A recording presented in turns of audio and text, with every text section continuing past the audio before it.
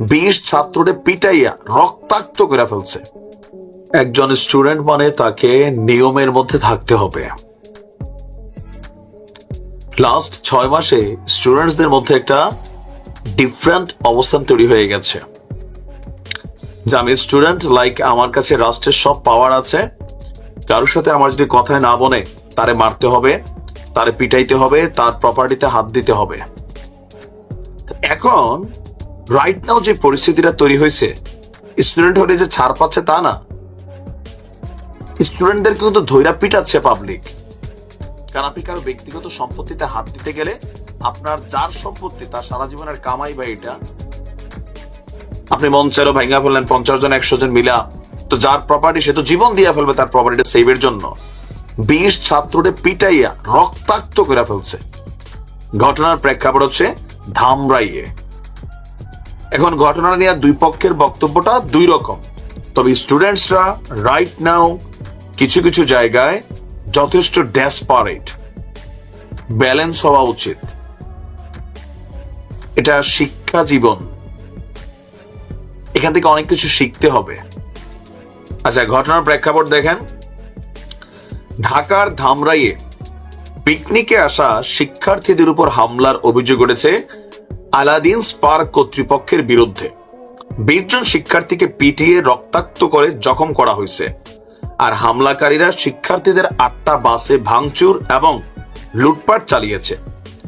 ঘটনার প্রেক্ষাপট কি? বিকাল 5টার দিকে উপজেলার কুল্লা ইউনিয়নের সিটি এলাকার আলাদিন স্পার্ক এলাকায় এই ঘটনা ঘটেছে। রাজধানীর মিরপুর থেকে বনফুল আদিবাসী গ্রিন হার্ট স্কুল এবং কলেজের 6 থেকে 700 শিক্ষক এবং শিক্ষার্থী এই পার্কে পিকনিকে গেছে। তো পুলিশ আহত সূত্র স্থানীয়রা বলছে, দিনভর হইহুল্লোড়ের এক পর্যায়ে শিক্ষার্থীরা পার্কের সুইমিং পুলে নামে। এই সময় পার্ক কর্তৃপক্ষের লকারে মোবাইল ফোন সহ জিনিসপত্র তারা রেখে যায়।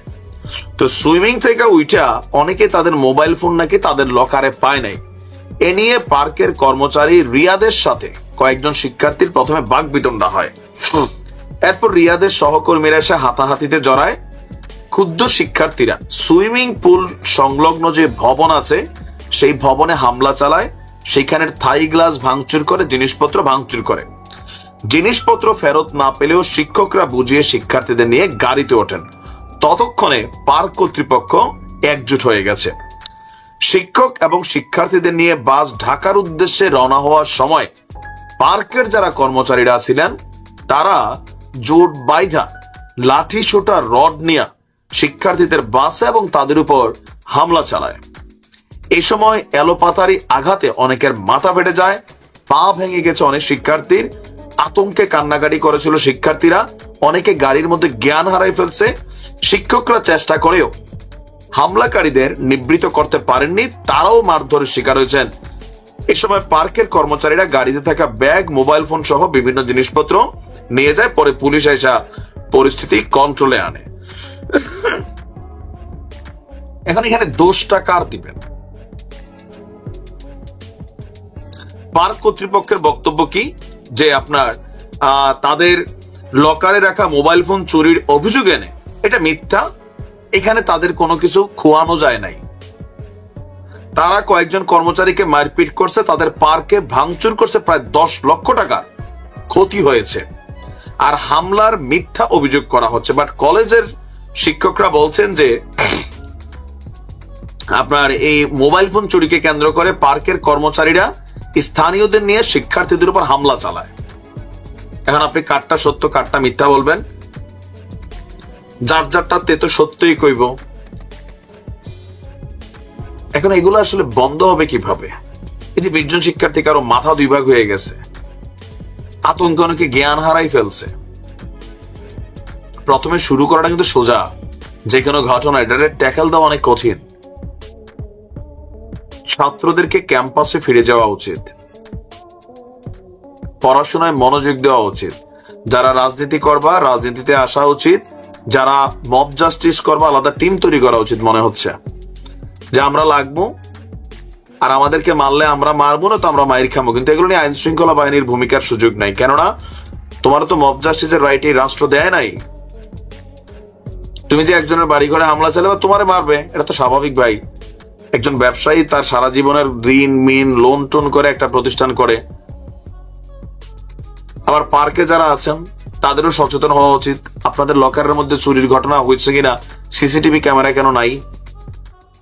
এখন যে লকার গুলো আছে এখানে নিশ্চয়ই সিসিটিভি ক্যামেরা ছিল, সেইখানে কেন এটা সমাধান করলেন না? একটু আপডেট হওয়া জরুরি না?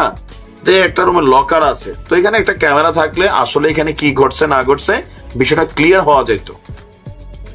দুই পক্ষেরই দোষ আছে, এগুলা ভালো হচ্ছে না।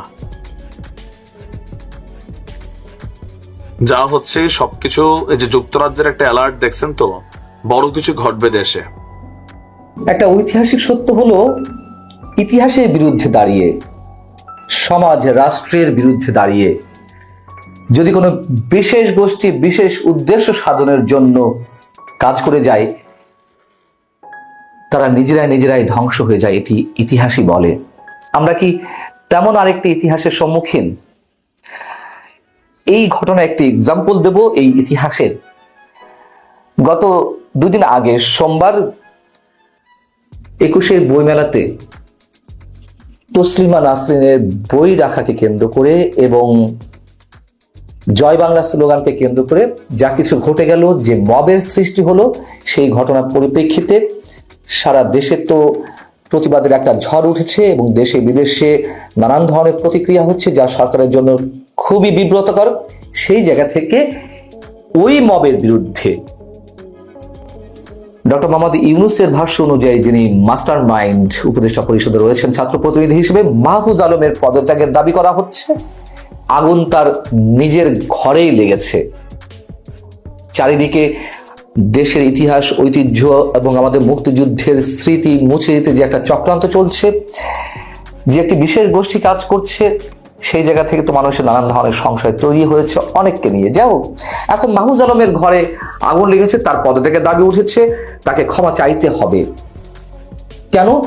তিনি ওই ঘটনার পর, মতের আগে অনেকগুলো হয়েছে গত 6 মাসে, কিন্তু ওই ঘটনাকে কেন্দ্র করে, 21 বইমেলার ঘটনাকে কেন্দ্র করে তিনি বক্তব্য দিলেন এরকমটা, যে অভ্যুত্থানের পক্ষে হলে মব বন্ধ করেন, আর যদি মব করেন তাহলে আপনাদের ডেভিল বা শয়তান হিসেবে ট্রিট করা হবে।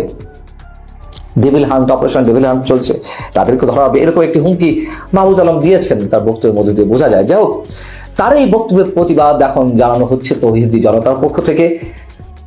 হেফাজত ইসলাম সচেতন আলেম সমাজের মতন সংগঠনের ব্যানারে তার পদত্যাগ দাবি করা হচ্ছে। তার এই যে পদত্যাগের দাবি এবং দেশের বিভিন্ন স্থানে বিক্ষোভ মিছিল মাহফুজ আলমের বিরুদ্ধে, সেটিতে কি মাহফুজ আলম নিজে ভীত সন্ত্রস্ত হয়ে উঠেছেন, আর সে কারণেই এখন মিউ মিউ কণ্ঠে তিনি তার ওই বক্তব্যের আবার ব্যাখ্যা দেওয়ার চেষ্টা করছেন। তিনি তার ফেসবুক পেজে একটা দীর্ঘ স্ট্যাটাস দিয়েছেন। তার আগে সচেতন আলেম সমাজ কি বলছে সেটি একটু আপনাদেরকে শুনিয়ে দিই। সচেতন আলেম সমাজের পক্ষ থেকে একটি বিবৃতি দেওয়া হয়েছে, যেখানে বলা হচ্ছে যে 21 বইমেলায় তসলিমা নাসরিনের নিষিদ্ধ বই রাখা এবং জয় বাংলা, মুক্তি পাক, মৌলবাদ নিপাত যাক ধরনের উস্কানিমূলক বার্তা দিয়ে বিতর্ক তৈরির পর যখন সচেতন নাগরিকরা এর প্রতিবাদ জানায়, তখন সব্যসাচীর লেখক শতাব্দী ভব পুলিশের সামনে প্রতিবাদকারীদের উপরে মারমুখী হয়। এই যে বর্ণনাটি আমাদের সময় দেওয়া হলো, এটা কি ঠিক? শতাব্দী ভব কখন পুলিশের উপর মারমুখী হয়েছে, মানে পুলিশের সামনে, বা তার আগে কতটা আক্রমণ করা হয়েছে, মবের সৃষ্টি করেছে কারা? যাই হোক, এটা সচেতন আলেম সমাজ তাদের মতো করে বলছেন। এরপরে বলা হচ্ছে যে এই ঘটনার পর উপদেষ্টা মাহফুজ আলম ঘটনার কোন ধরনের নিরপেক্ষ তদন্তের চেষ্টা না করেই একতরফাভাবে প্রতিবাদকারীদের তৌহিদি জনতা বলে ব্যঙ্গ করেন এবং তাদের বিরুদ্ধে প্রকাশ্য হুমকি দেন। আচ্ছা, তৌহিদি জনতা বলেছে মাহফুজ আলম, তাহলে এটা ব্যঙ্গ করা কি আছে? তারা কি তৌহিদি জনতা নন যারা সেখানে আক্রমণ করছিলেন, বা তাদের বক্তব্য যদি হয় যে তারা আক্রমণের শিকার হয়েছিলেন? আচ্ছা, এবং তাদের বিরুদ্ধে নাকি মাহফুজ আলম প্রকাশ্যে হুমকি দিচ্ছেন। হেফাজত ইসলামও মাহফুজ আলমের বক্তব্যের বিরোধিতা করে বক্তব্য দিয়েছে। যাই হোক, মাহফুজ আলম তার ফেসবুকে যে স্ট্যাটাসটি দিয়েছেন সেটি আপনাদেরকে একটু পড়ে শোনাই। দীর্ঘ স্ট্যাটাস, আমি 2-3টি প্যারা পড়ছি। তিনি বলছেন যে তৌহিদি জনতা নামে আপনারা যারা নিজেদের পরিচয় দেন তাদের আমি হুমকি দেইনি, সতর্ক করেছি। মানে কণ্ঠটা এখন মিউ মিউ হয়ে উঠেছে। ভয় পেয়ে গেছেন কিনা আমরা জানি না। এর আগে তার যেসব স্ট্যাটাস আমরা নিশ্চয়ই খেয়াল করেছি, কি ঔদ্ধত্যপূর্ণ স্ট্যাটাস, কি উস্কানিমূলক স্ট্যাটাস, এবং বুক টান টান করে শির দ্বারা সোজা করে তার যেসব বক্তব্য আমরা তো শুনেছি, তার স্ট্যাটাস গুলো দেখেছি, এবং কোনো কোনো উস্কানিমূলক স্ট্যাটাস আবার তুলেও নিয়েছেন। কিন্তু এই স্ট্যাটাসের ভাষাগুলো খেয়াল করুন। তিনি বলছেন যে আমি হুমকি দেইনি, সতর্ক করেছি। কেন করেছি? গত 15 বছর নিপীড়ন সহ্য করে এবং অভ্যুত্থানে ভূমিকা রেখে সকল নাগরিকদের মতো আপনারা একটি জাতীয় সম্ভাবনা হাজির করেছেন এবং মব সংস্কৃতির কারণে তা ভুলণ্ঠিত হচ্ছে। এক্ষেত্রে আপনাদেরকেই এই সম্ভাবনা রক্ষা করতে হবে।